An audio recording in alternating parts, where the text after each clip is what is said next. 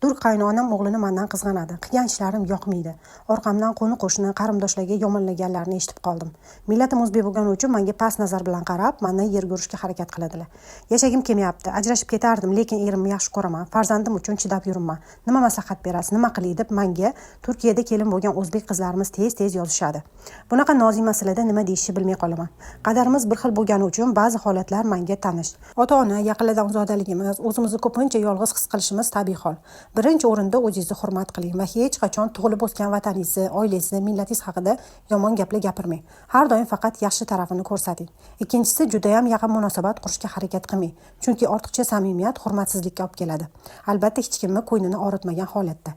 Uchinchisi, xohishlaringiz yoki sizga yoqmagan narsalar haqida o'zingizni fikringizni bildiring. Menga bo'veradi demang.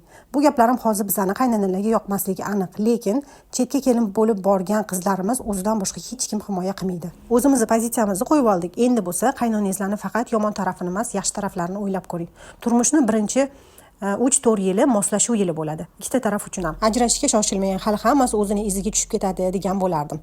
Meni tajribam kamroq, 5 yil bo'ldi men turmush qurganimga. Mendan ham ko'p tajribaga ega turk kelinlarimiz bunga nima deysizlar? Maslahatinglarni kommentariyada yozinglar.